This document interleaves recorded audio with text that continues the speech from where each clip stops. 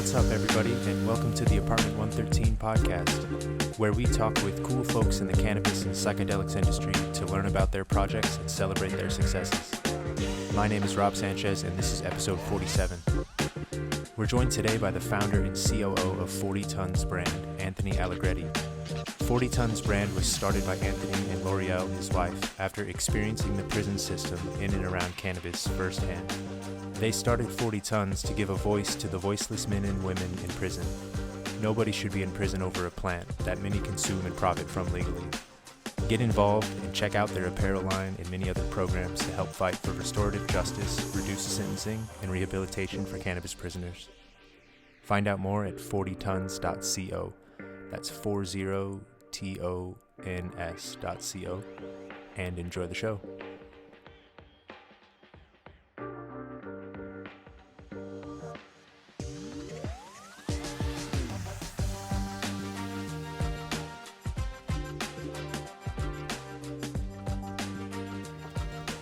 Anthony, welcome to the show, man. Man, thank you so much. I really appreciate it, brother. Hey, for sure. It was great to see the booth at BizCon as we were discussing and kind of see the letter writing program and really the impact 40 Tons is trying to make. Man, we're just trying, man. We're just a small but mighty team of people that believe nobody should be in prison for cannabis. My partner had a life sentence over the plant. I served over the plant. Loriel represents the mothers, daughters, wives of those who have served, because when we go to jail, it's not just us that do the time. It's usually the girlfriend or the wife or the mother or the sister or the daughter. And so, we wanted to cover it from all angles. And it was really great to get to see all of our work kind of culminate at MJ BizCon and having that really cool. Is that the biggest display you guys have done so far, the biggest presence? Yeah, it was the biggest one. I mean, we've done the prison cell before.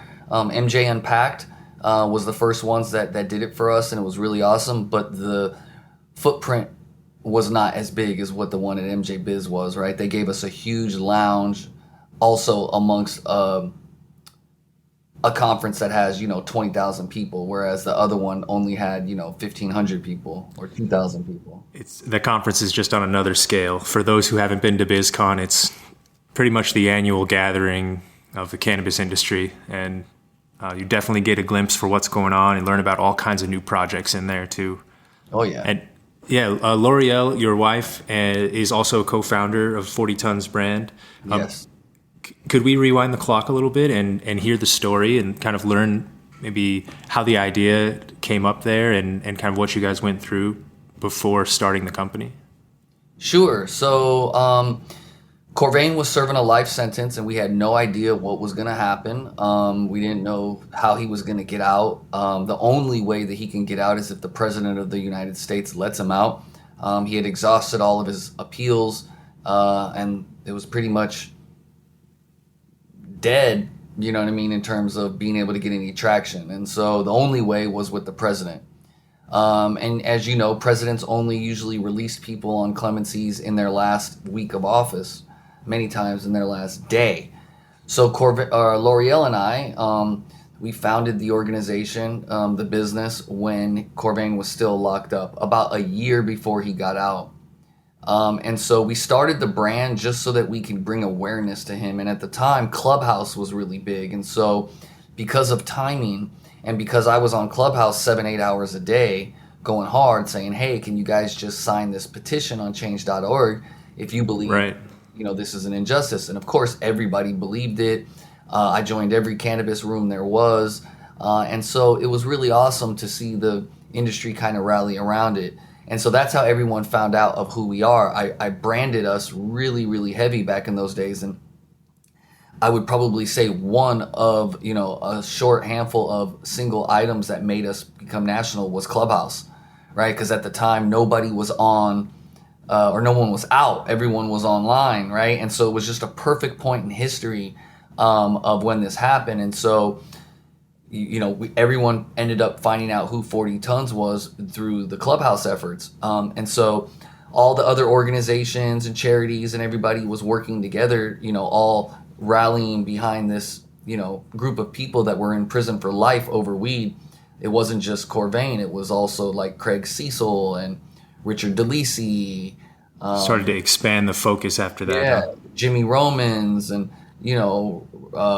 Randy Lanier and all these people that were still locked up over the plant with these unjust sentences. And Corvain just happened to be my friend of 29 years. So Okay. we went to high school together and started at Hollywood High, and sold Oh, our first wow. Yeah, eighth. what goes way back there, huh? Oh yeah, man! It's like we sold That's our awesome. first eighth of weed at in the early 2000s, right? So, Yeah. so back to the origin story. Loriel and I knew that we wanted to, make things happen, and so we founded it. And I'm talking with Corvain all the time, and Corvain's on lockdown. Pretty much the last year of his sentence, he's on lockdown all the time. Where we would go months without talking, and then we would go every day talking for 2-3 weeks straight. And so, Kind of cyclical there, going into the dark a little bit. exactly. So, you figure, you see how, we're seeing what's going on. There's a lot of rambling going on about everyone's trying to get to Donald Trump and release the prisoners, and all the charities are saying they're doing their thing. And, but you don't know, right? It's like, it's a needle in a haystack. It's hard to decipher what's true there and what's getting the advertisement across, or Exactly. what sounds good. Right. So it's like, how the heck do you get to the president of the United States, right? Well, we did, right? And we ended up securing his freedom. And on Corvain's last day of office, he was granted on Trump's last day of office, Corvain was granted a presidential clemency. And so, Wow, hell yeah, man!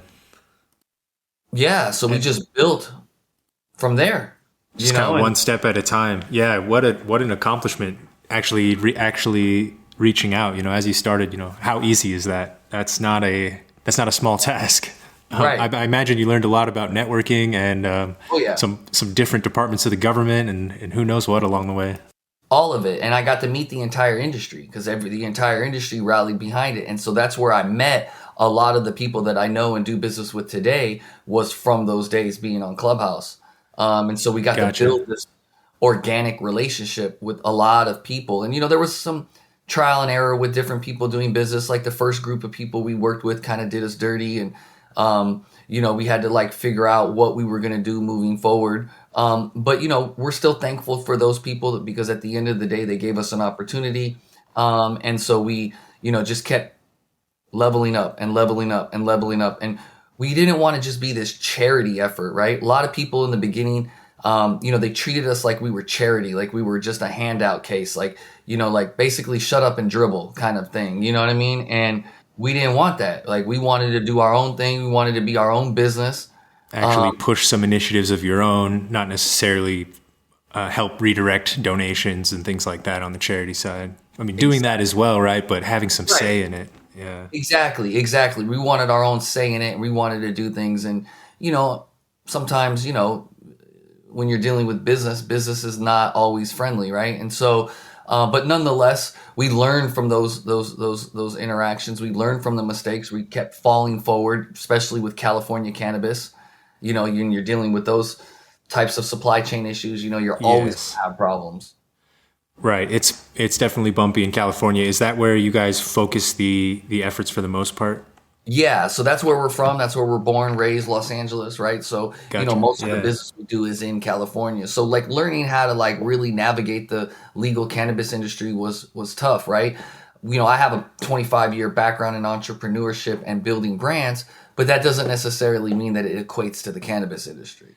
Still, there's some connections there for sure, but cannabis has its flavors and its red tape as well, man, and everything that you can do and what you can't do.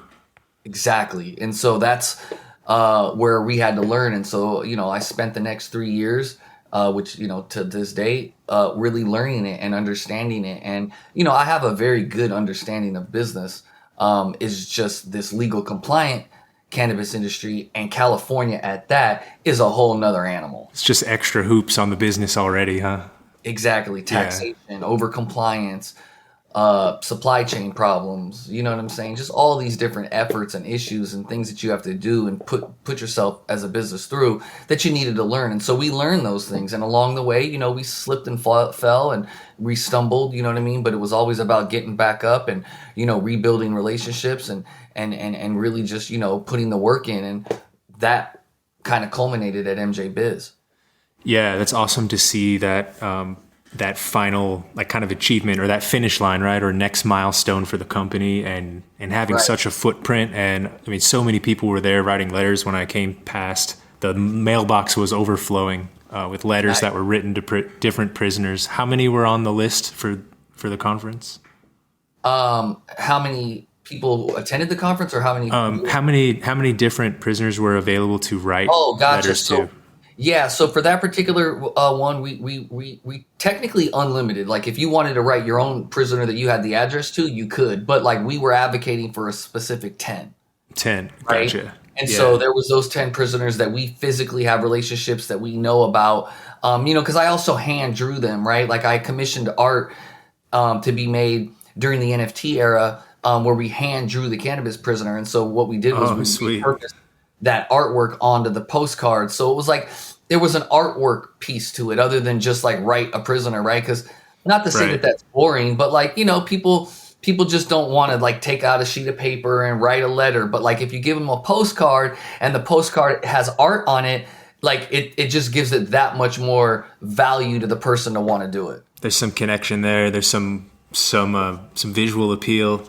My wife and I send postcards all the time, and when we go places, always spinning those old racks like for 50-cent cards. So I do it all the time. Definitely man. Appreciate that. You know, one of my things that I do, I've been doing this for 20 years, man. So I've been going in and out. I've been going in and out of prison for 20 years now. You know what I mean? I'm not proud of it, but you know, I've done 3 prison terms and, you know, a few jail stints. And always over the plant, never been, you know, over anything. I see. Yeah. It's always been something related to the plant, whether it was the money side or the selling of weed side, but just nonviolent cannabis offenses. And so nonetheless, I met a lot of really good brothers while I was in jail and people that I would consider like really good, true homies, friends, sometimes even my brothers, you know? And one of the things that I do is I travel the world a lot. And so even going in and out of prison, like so between my first prison term to my second prison term and from my second prison term to third until now, I've gone overseas many times. In between that, I send postcards to all my homeboys in jail. And it's like, it's a thing that I've been doing for 20 years. That's because awesome. Yeah. Nobody's getting a postcard from, you know what I mean, Pakistan. You know what I mean? From someone they met a while back. In prison, you know what I mean? Like the prison isn't even getting any Pakistan postcards. You know what I mean? The whole system probably ain't. So like people, they remember that, right? It's meaningful. It's meaningful, right? And like that's my way of like giving love to the homies. You know what I mean? Yeah, I think that it does show. You know, hey man, I know we may be far, right? Or we haven't talked in a minute, but I was thinking about you for a second and I went somewhere cool or, you know, I did X, Y, Z. It always has a good story behind it. Exactly. You know what I mean? So that's kind of where,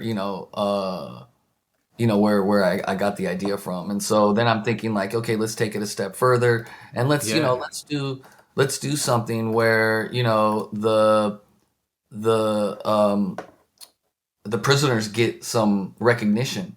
You know, and so that's why we designed it. And so everything that we do is about our mission. So it's not like we just donate 10% of proceeds to something, right? Like everything that we do is all ingrained. And so some things have bigger margins, some things have less.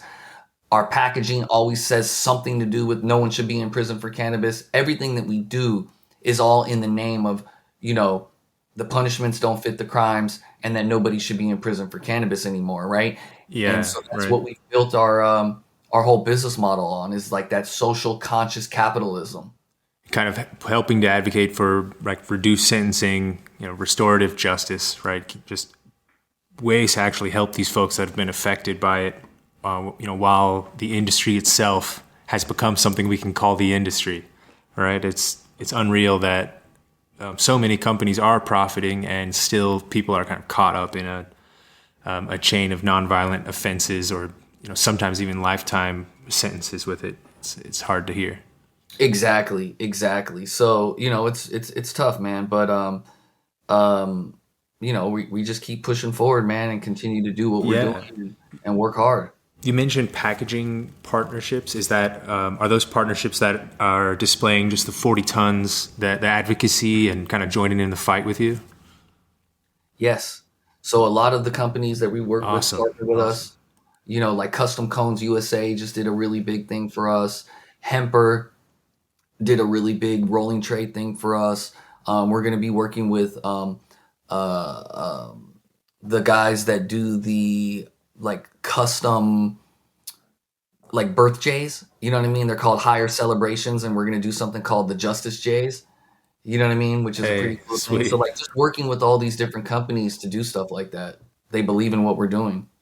Yeah, and I think it's a really good way for some of the companies that are, pushing the envelope and kind of on the cutting edge to contribute. To work with an organization that's kind of got their feet on the ground in it too, and has those connections with folks that can be helped. Exactly. When is the next time then? Like these 10 that 40 tons is working with, are they all maybe on the list to be pardoned as well here at the end of That the? there's no guaranteed with that. Like I who see. knows, right? Like these things are up to the president of the United States. There's nothing we can do about it. All we can do is just Kind of witness it and yell our help bullhorn people. and say, "Hey, these guys are in jail for this. Please let them out." You know what I mean? And hopefully that it gets to the ear of the president, and then it happens. You know what I mean? There's no guarantee for any of this type of stuff, and that's the challenge, man, and that's what sucks. Yeah, that's where the podcast comes in, then, right? Getting you on the stage and getting you on the mic to learn about the initiative for sure. Period. Exactly. What You got it. what else is on the agenda for you here next year with 2024 around the corner? Oh man, we have a lot of great things. So I mean, I definitely want to try to definitely get back to all the big conferences, your Hall of Flowers, your Champs, your Benzingas, your MJ and PAX. Definitely coming back to MJ BizCon. We have a career conference that we also do called the Level Up Career Conference, which is our own in-house Oh, conference interesting. that we bring people out to get hired. And so think of like a miniature MJ BizCon, but instead of it being about sales and business development, it's about getting people hired. And so it's talent acquisition teams, HR teams. We do That's expungements. cool. We do education. We do speaking. We do resume writing, LinkedIn optimization, the whole 9 yards. Oh, so actually helping folks kind of get into the space then and find their own footing or find an Exactly. entry level. Exactly. Because, a lot of people can get out of jail, but it don't mean nothing if they go right back. So we got to figure out ways to make it so that they don't go back. Yes, yeah. Show them the community's there. Show them the options are there to do something that they're passionate about as well. And if Exactly. if that was originally the reason they went in, that is. Yeah, is Exactly. that through Right C, or is that also through 40 Tons, or I guess are those partner companies Yeah. for you So guys? RightSeed is a partnership. So the owner of RightSeed, Brandon Mitchell, is also one of our partners in 40 Tons Careers. I And see. so we have a whole Cool. careers infrastructure to do what it is that we do. And RightSeed is a software that helps power it. Oh, nice. I see. Help to manage everything and help roll out the paths. Exactly. Awesome, Exactly. man. Yeah, the conferences are something else for the cannabis space. You mentioned some heavy hitters there with Hall of Flowers and Unpacked, Benzinga, and Champs. Will you guys be bringing the prison cell back around and exhibiting in those, or That's a good question. It's all about budget, man. If they're willing to, that's a hard game? out, that's the thing. We had sponsors do this. We're a small little company, so to be able to have a space like what we had at MJ Biz or any of these big conferences, that's 100K just for the space, and then to be able to activate the installations, another 25, 30, 40,000. So in order to do stuff like that, you need to be a pretty big company to be able to justify that kind of expense. 40 tons is a small little company. So what we do is we leverage that with our partners, and then we sell sponsorships so that everyone can get a piece of it, and then we all pay the cost of it to work together to have a bigger impact. That's a very good way to approach it, right? Yeah, you can get that footprint that really stops people in their tracks, literally so, while collaborating and building the network and community.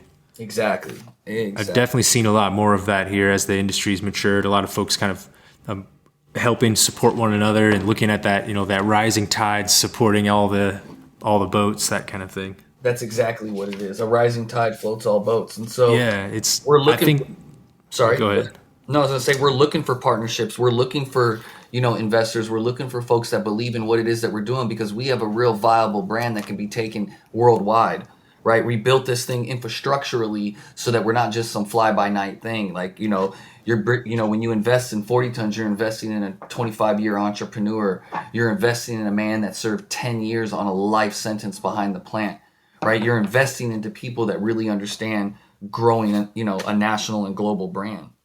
Right, and ready to go to the plate for it and kind of speak up for what everyone knows is right. Right. It's just budget. Yes, that's that is the limiting factor for many things, unfortunately. The name of the game there. You mentioned the career of business that you've had in the past. I imagine you've helped to learn some lessons there around budget or around allocation and things like that. Are there other difficulties from like entrepreneurship that have been helped by your career? Oh yeah, you know what I mean? Everything that I learned, you know what I mean? I look at everything as a lesson, right? So like even if you fail, you're still learning, right? And so part of the entrepreneurial process is learning what not to do, let That's alone the what wisdom from failure, huh? it's the wisdom from failure, right? And so the key to entrepreneurship is just dusting yourself off and getting back up, right? The key to anything is like it's not about how hard you get hit. It's about when you get hit and you go down, can you get back up again and keep pushing forward? And so entrepreneurship will do that to you. It's about learning. It's about investing into yourself. It's about investing into like your knowledge, your education. Like I'm a constant learner. If I could go back to college again, I would. I went back to college That's after my awesome. second prison term. After I did 2 prison terms, I went to college and got my bachelor's. I got indicted during my bachelor's degree on this 40 ton stuff. Okay. I ended up finishing my degree and then I turned myself in the very next day after I graduated and had to go to jail. Then I got out and then I went back and got my master's. So like Oh I'm man, still learning. yeah, that draw. Like, jail doesn't stop me. You know what I mean? Like jail just is a speed bump, but like it doesn't mean I'm gonna stop learning. Yeah, it doesn't sap that motivation. I think that's something from from the entrepreneurial perspective, and especially like solopreneurs and like small teams and doing startups. Staying motivated is definitely a challenge. It always seems like there's something else to do or another hat to wear. Do you have any tips or advice for kind of continuing that grind or like kind of staying motivated or staying passionate about what you've already decided to do? I mean, at the end of the day, you have to have love for what it is that you're doing, right? And the moment that it becomes something that you don't enjoy is going to be a problem, right? And so you then start to settle and then you start to deal with things like, well, I have to get paid and that's why I'm doing it. But if you love what you do, then you're always going to be able to be happy about it no matter what level you're getting paid at, right? Because you see the future. So I would just say, a tip is, have perseverance, develop your grit, develop your determination, because these are things that are going to keep you going when things get rough, right? When you do have those days or those moments where it's like, man, what am I doing? Or I really have to wake up at what time tomorrow? Exactly. I mean, I know all that stuff's real, dude. None of us are perfect. We all go through, we all are going through the struggle. So it's just a matter of, do you have the determination to keep going? Totally. Yeah. And it sounds like you've been determined to go many places. Looking at your recent posts that you've been traveling the world, man. BizCon was just a small stop on your It was. on your journey. It looks like half the globe in the last month or something. What's going on with that? Yeah, man. So I did Pakistan, for 2 weeks right before BizCon. And then a couple days later, we ended up going to Vegas for BizCon. And then I flew straight from BizCon to London. And then after London, I flew straight from London to Washington, D.C. And then from Washington, D.C., I flew back to L.A. and then L.A. to San Diego. And so all of it That's is a journey. It's been business, just working different angles, working with Rightsy, working with 40 Tons to really just help build these brands. And what was going on with the Pakistan and London projects there? So Pakistan was actually a friend of ours got married. Very cool. One of our founders at Rightsy, the chief technology officer, he got married at he's from Pakistan, so he got married in Pakistan, and so Nice. we went out there just to, you know, show love. And I was like, I'm not going to Pakistan for 3 days and Dude, right. travel that far Appreciate it. just to not see it. So we went everywhere, man. I went everywhere, man. I went to where Osama bin Laden was captured within like 200 feet. I Wow, it went, was yeah. quite the journey, huh? Would you Oh yeah. recommend traveling and sightseeing there? Oh hell yeah, dude! Pakistan It's is one worth of the it. most beautiful places in terms of people that there is, man. All that stuff that they tell us about, you know, they're terrorists or they're this, man. That's all bullshit, man. The people that are in Pakistan would die for you, man. In fact, they would die for their enemies. Meaning, if you were their enemy, like their sworn enemy, but you walked into their house, you now are what is considered their guest. So when you fall under the guest umbrella, they will do anything for you. There's a kindness there. Oh my goodness, it was incredible That's the awesome. amount of love that I got from people, man. I would get lost in the streets of Pakistan and people would like pull over on their motorcycles because everything's on bikes and they would offer to take me places and they did. Like I mean it was really a beautiful country and like I got opened up to that lifestyle and like these people are just, I mean, they're some of the best people I've ever met in the world. Yes, yeah, and some prolific cannabis cultivators there in Pakistan as well. I'm sure there is, you know what I mean? Because they end up got, you know, they got the hash and all that in that area, you know what I Yeah, mean? with the mountains and things like that, there's some great landrace things and ruderalis kinds of strains growing I'm out there. sure there is. I'm sure there is. I wasn't out there for that, but I'm sure there is. And then London, I was out there for Rightsy, which was a conference we went to, and so Nice. I was there helping with the conference on that. Wow. Yeah, that's quite a journey, man. And, if you were to look back or to come and you know tell yourself what you're doing now, you know, when you were like 10, 11 years old, you know, what would you be thinking about it? Man, I would not be thinking this, man. Like this got grown out of like a sense of like at 10 years old, I didn't know I was going to go to jail. I didn't know I was going to be hustling in the streets. I didn't know I was going to do these types of things, you know? And so I never would have thought that this is where my life would end up being. But it's like, I'm just thankful for, you know, where I'm at, you know, the things that I went For the through. experience. Yeah. Yeah, you know, and so like I can now take the lessons that I've learned and pay it forward to the world, you know? Yeah, no, that's awesome. Sometimes I always think about that, what I would have thought if I explained what I was doing in the cannabis industry, you know, to myself when I was younger, and just like, I don't know if I would have believed it. Like, this is crazy. You know, so that's what it is, man, you know?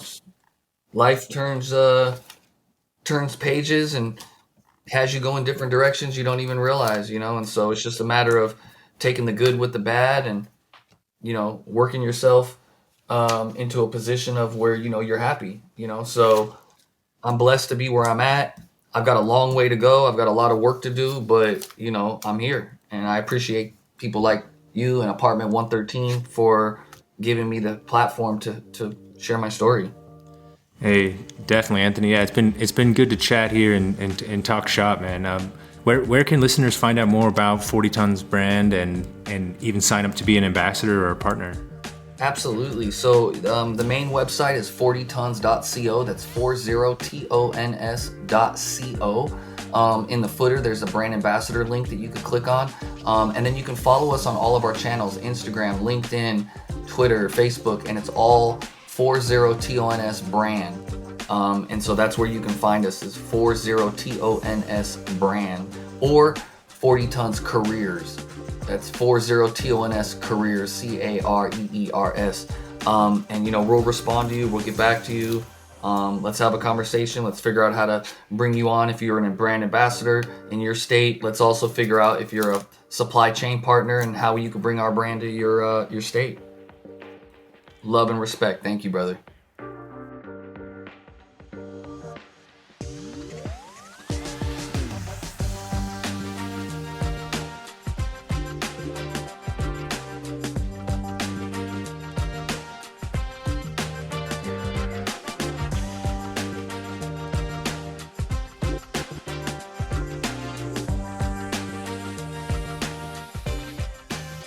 Thank you for listening. listening to the Apartment 113 podcast.